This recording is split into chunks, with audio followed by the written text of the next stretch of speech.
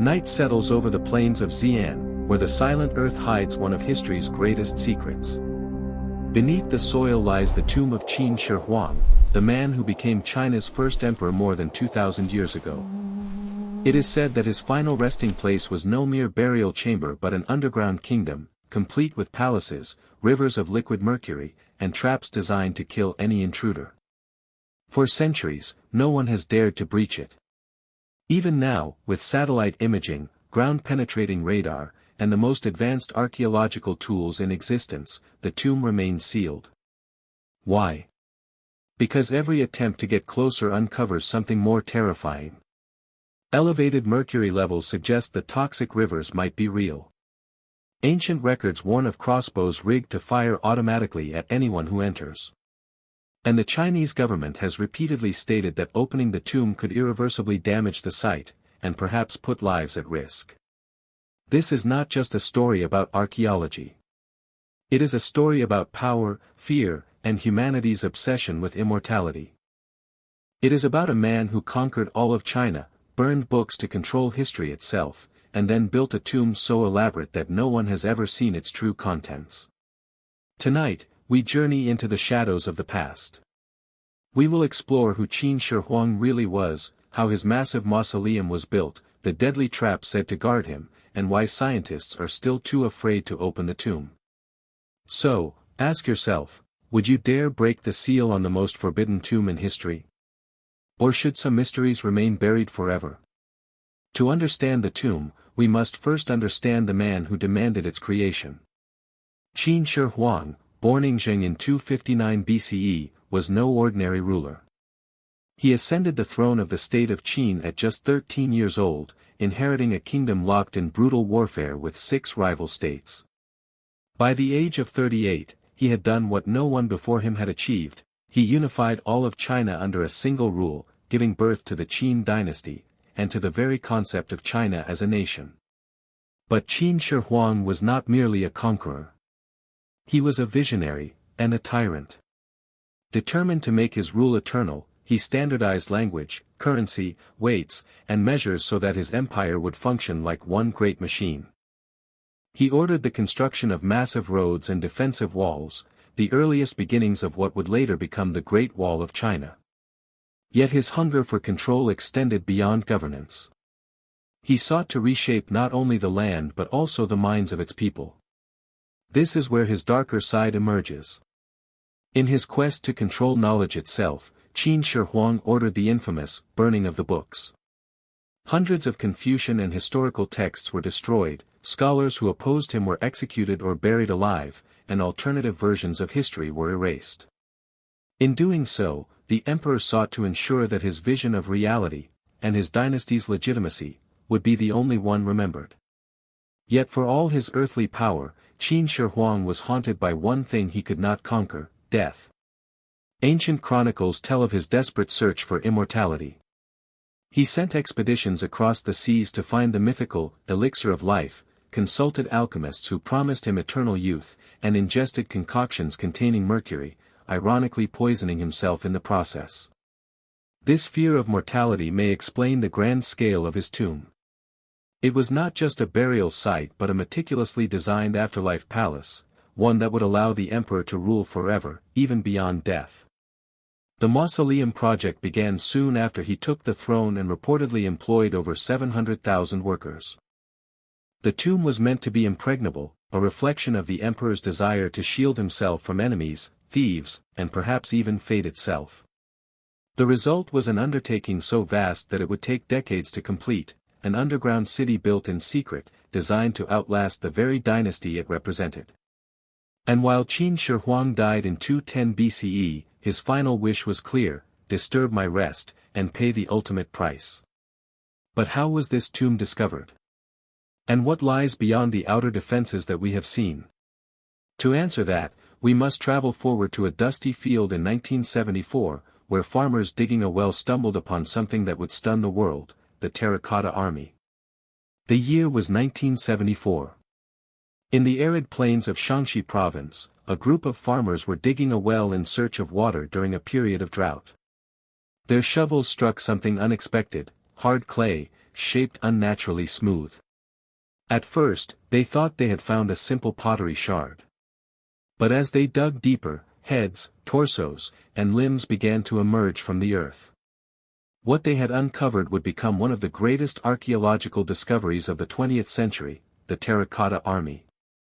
Archaeologists soon arrived on the scene and were stunned by what they found.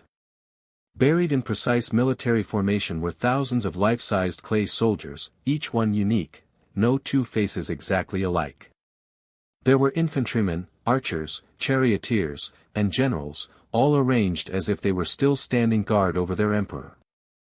Horses and wooden chariots, long decayed but partially reconstructed, revealed an entire army frozen in time. As excavation continued, the scale of the discovery became almost incomprehensible.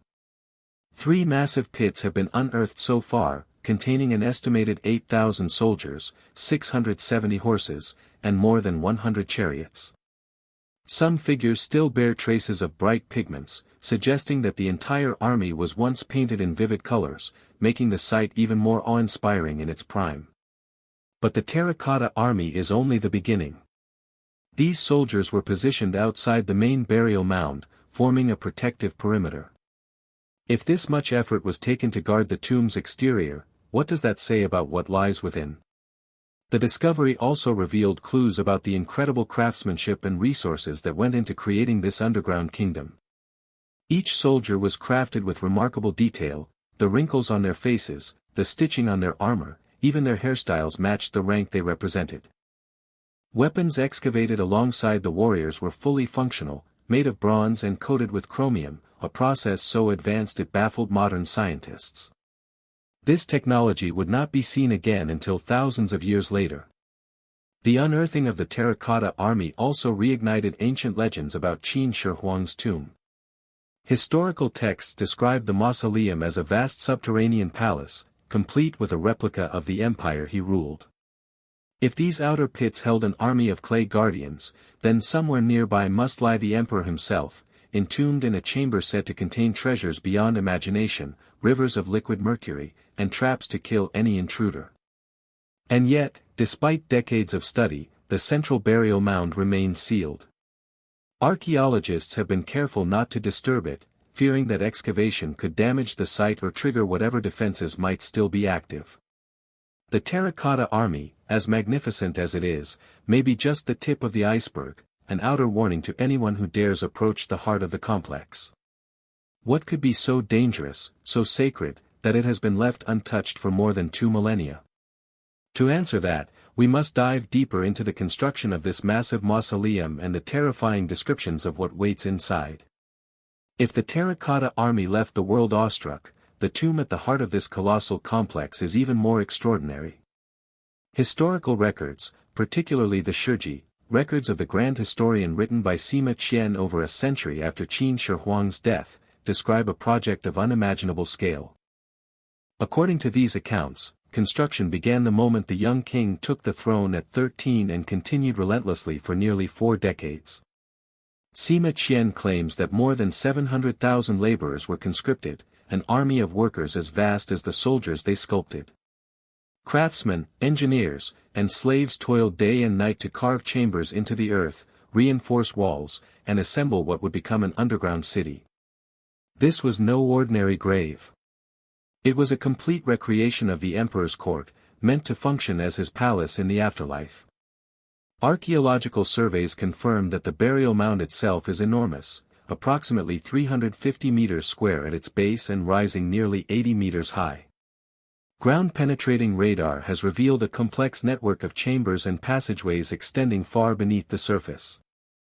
The main burial chamber lies at the center, sealed beneath layers of earth and stone designed to protect it from both natural disasters and human intrusion. Sima Qian's text offers chilling details of what lies inside, a grand hall where the emperor's body rests within a golden coffin, surrounded by treasures, artifacts, and models of palaces, pavilions, and offices. To mimic the empire he once ruled, artisans are said to have created rivers and seas of liquid mercury, set to flow through channels using mechanical pumps or gravity. The ceiling of the burial chamber was reportedly decorated with constellations made of pearls, turning the entire space into a microcosm of heaven and earth. Modern science adds credibility to these ancient descriptions. In the 1980s, Chinese researchers sampled soil from around the tomb mound and discovered mercury concentrations up to 100 times the normal background level. This finding suggests that the rivers of mercury may not be mere legend but a toxic reality. If true, the tomb might still be filled with lethal vapors, an invisible danger waiting to be released if the chamber were ever breached. But perhaps the most fearsome feature of all were the rumored traps. According to ancient writings, the tomb was equipped with crossbows rigged to fire automatically at intruders, triggered by hidden mechanisms. There were also supposed to be collapsing floors, secret passages, and other deadly surprises meant to ensure that the emperor's rest would remain undisturbed for eternity. Some archaeologists and engineers believe these traps could still be functional. Bronze, after all, does not easily corrode, and some of the weapons found in the terracotta army pits remain surprisingly sharp and well preserved. If the tomb truly contains such defenses, entering it could be as dangerous now as it was in the 3rd century BCE. All of this makes Qin Shi Huang's mausoleum one of the most ambitious and terrifying funerary projects in human history. It is not just a grave, it is a statement of power, a challenge to time itself, and perhaps even a warning. By creating a miniature empire underground, the emperor may have believed he was transcending death, ruling forever in a world of his own design. And yet, despite its construction on a godlike scale, the tomb remains silent, untouched. What secrets still lie within its sealed chambers? To find out, we must confront the deadly defenses that guard it, the legendary traps and toxic safeguards that have kept humanity at bay for over 2,000 years. If Qin Shi Huang's tomb was built as an eternal fortress, its most terrifying feature may be its rumored defenses, designed not merely to deter thieves but to annihilate them. Ancient texts are unambiguous. Sima Qian wrote that the emperor's craftsmen installed crossbows primed to fire automatically the moment a tomb robber breached the chamber. These were not symbolic threats.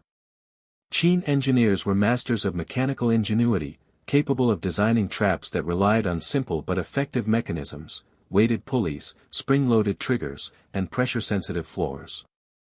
Imagine stepping into the burial chamber, only for a hidden latch to release, launching a volley of bronze-tipped arrows from the shadows. Such devices would have been positioned to strike at chest height, maximizing lethality. Some historians argue these traps may still function today. Bronze weaponry recovered from the terracotta army pits remains sharp, and their chromium coating shows minimal corrosion even after 2,000 years. If the crossbows within the tomb were similarly treated, they could still be deadly, lying silently in wait. But the dangers might not end with arrows. The rivers of mercury described in the Shiji would create a second layer of defense. Mercury vapor is highly toxic when inhaled, and its presence in such large quantities could make the chamber a lethal environment. Some researchers have speculated that even attempting to excavate the site could expose archaeologists to dangerous contamination. These warnings are not taken lightly. The Chinese government has long maintained a policy of leaving the tomb unopened until technology is advanced enough to guarantee its preservation, and the safety of those who enter. The fear is not just about traps but about irreversible damage. Once the tomb is breached, its contents will be exposed to air for the first time in millennia, potentially causing pigments to fade, artifacts to decay, or delicate structures to collapse. This hesitation has given rise to a strange paradox: the more dangerous and mysterious the tomb seems, the more it fascinates the public.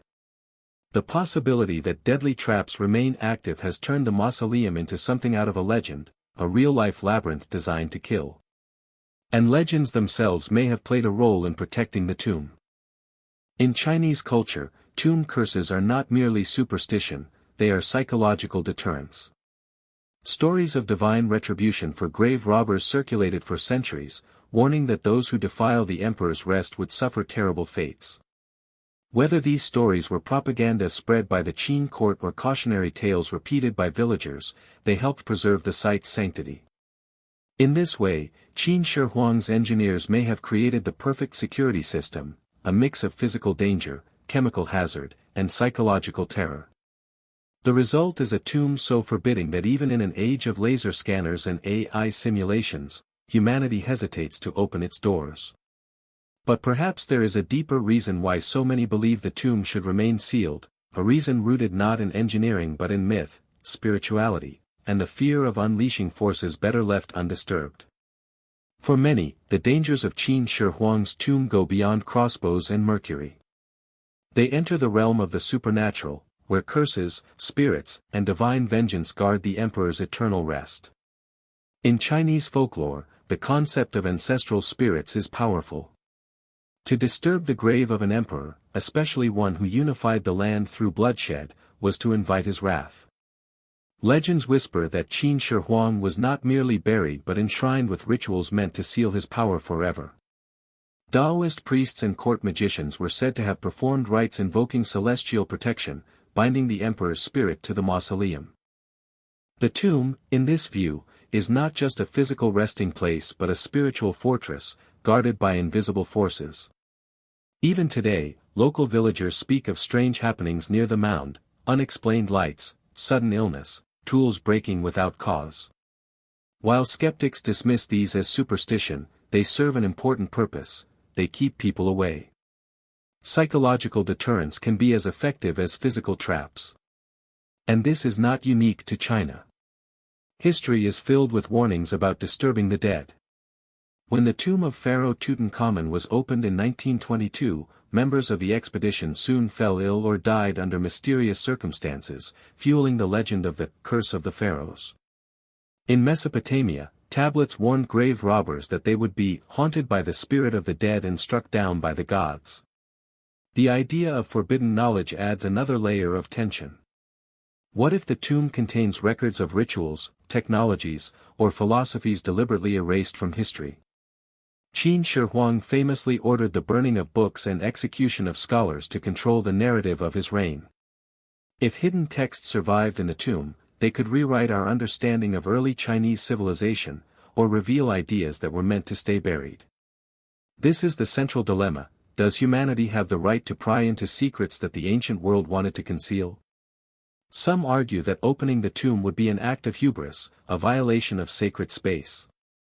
Others insist that we must confront the past, no matter how dark, to learn from it. One thing is certain: myth and superstition have kept this tomb sealed for 2 millennia.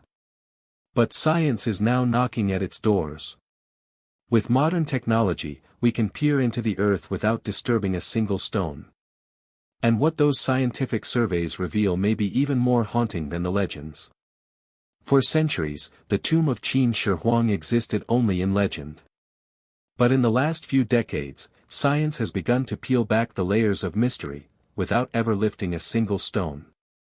Using advanced tools like ground-penetrating radar, seismic surveys, and magnetometry, archaeologists have mapped out the tomb's internal structure in extraordinary detail. What they found aligns eerily well with Sima Qian's ancient descriptions. Radar scans revealed a central chamber surrounded by multiple passageways and auxiliary rooms, suggesting a layout consistent with a palace. Some scans even hinted at unusual reflective signatures that could indicate large quantities of metal, or perhaps pools of mercury. Soil samples taken around the mound confirm unusually high mercury concentrations, up to hundreds of times above normal levels. To scientists, this is compelling evidence that the rivers of mercury described in the Shiji might truly exist. Yet every discovery only deepens the dilemma. If mercury really does flow through the tomb, opening it could release toxic fumes into the atmosphere, endangering both archaeologists and the environment. Specialists in conservation warn that once the tomb is breached, the sudden exposure to oxygen, humidity, and bacteria could destroy its contents in hours, just as pigments on the Terracotta Warriors began to flake away almost immediately after excavation. And then there is the question of the traps. No one knows if the legendary crossbows still function, but engineers have run simulations based on surviving Qin-era mechanisms. Their conclusion? It is entirely possible that the traps could still fire. Springs made of bronze or bamboo might have lost some tension over 2 millennia, but many could remain dangerous enough to injure or kill. This is where science and myth collide. The legends warn that those who disturb the emperor's rest will face death. Modern research seems to agree, though in a far more literal way. The curse may simply be physics, chemistry, and engineering still doing exactly what they were designed to do. The Chinese government has taken a cautious stance. They insist the tomb will remain sealed until technology advances enough to ensure that its treasures can be preserved safely. Some archaeologists advocate for waiting decades, or even centuries, until non-invasive techniques are powerful enough to virtually reconstruct the entire site without ever opening it. And yet, curiosity grows. Each new scientific paper, each radar image, each data point fuels the temptation to finally open the tomb. What if the contents could rewrite history? What if they reveal truths that have been deliberately hidden for over 2,000 years? The tension between discovery and danger has never been higher. But this is not just a scientific puzzle, it is a national and cultural one as well. For China, the decision to open the tomb carries immense political and symbolic weight. Opening Qin Shi Huang's tomb is not just a scientific decision, it is a national one. The mausoleum is a UNESCO World Heritage Site and one of China's most treasured symbols of cultural identity. For the Chinese government, the question of excavation carries weight far beyond archaeology. It is about preserving a connection to the nation's origin story, safeguarding a monument that represents both the birth of China and the immense ambition of its first emperor. There is also the matter of responsibility. To open the tomb prematurely and risk destroying its contents would be seen as a catastrophic cultural loss.